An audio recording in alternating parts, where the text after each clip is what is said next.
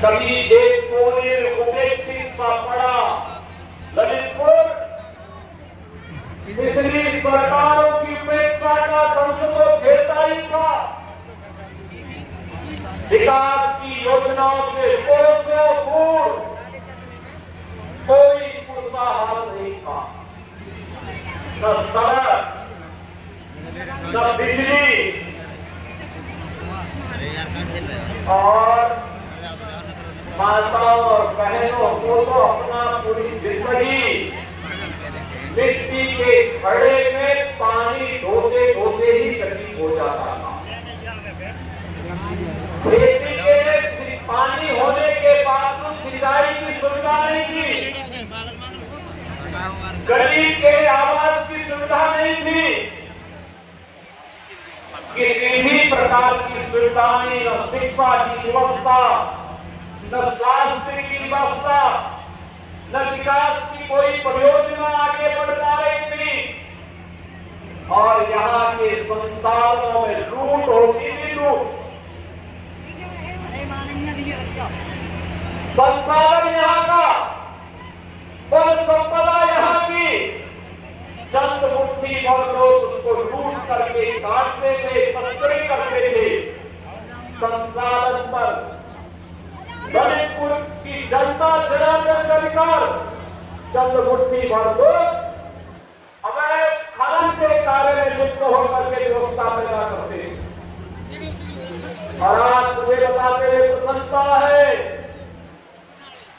अब तो हमारा ललितपुर नवाचार के लिए जाना जा रहा है। कि आपने देखा प्रदेश के अंदर पहली गौशाला ललितपुर ने दी थी कि सरकार भी गौशाला का संचालन कर सकती है।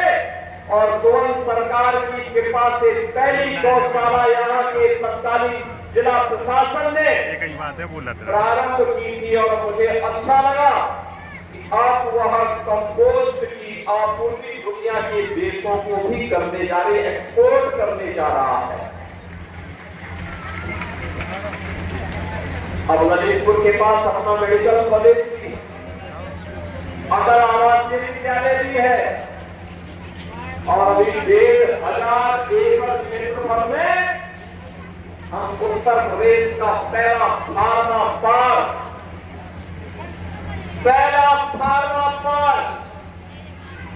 आपके ललितपुर जनपद में बनाने जा रहे हैं। प्रदेश में कहीं बन रहा है तो ललितपुर में बनेगा, ललितपुर में। और इसके लिए हम पूरी तैयारी, सरकार से कोई नहीं है, हम ही है सरकार।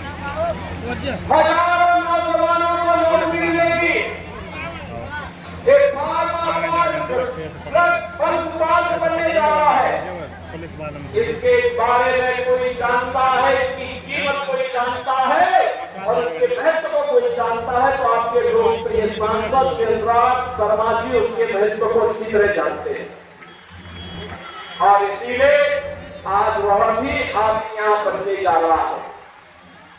बहनों और भाइयों, और मुझे अच्छा लगता है कि हमारी बहन और बेटियां, हमारी माताएं सिर में घड़ा लेकर के नहीं, हर घर नल की योजना साकार हो रही है। अब बुंदेलखंड के अंदर हर घर नल की योजना, शुद्ध पेयजल के घर तक पहुंचाने का काम हो रहा है। तो बुंदेलखंड अब एक मॉडल बन रहा है। बुंदेलखंड एक्सप्रेसवे और उत्तर प्रदेश का सबसे बड़ा इंडस्ट्रियल सिटी यानी औद्योगिक शहर अगर हम कहीं बसाने जा रहे हैं तो वहां भी बुंदेलखंड में बसाने जा रहे हैं। बुंदेलखंड के अंदर मैंने पिछली बार कहा था कि पहले हमारा यहाँ बुंदेलखंड का युवा प्लान करता था। माता और बहनों की पूरी जिंदगी पानी धोने में व्यतीत हो जाता था। बेकारी मिट्टी के घड़े में पानी धोते धोते पूरा जीवन व्यतीत कर देती थी। और कभी दुर्भाग्य से कोई ठोकर लग करके मिट्टी का घड़ा फूट जाता था, वो अपनी किस्मत के लिए रोते। ये बुंदेलखंड की त्रासदी थी।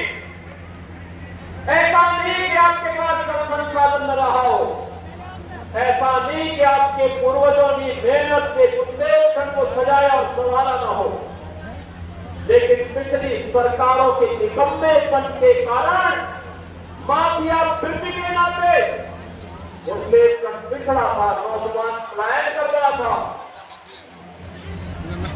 माफिया हावी थे।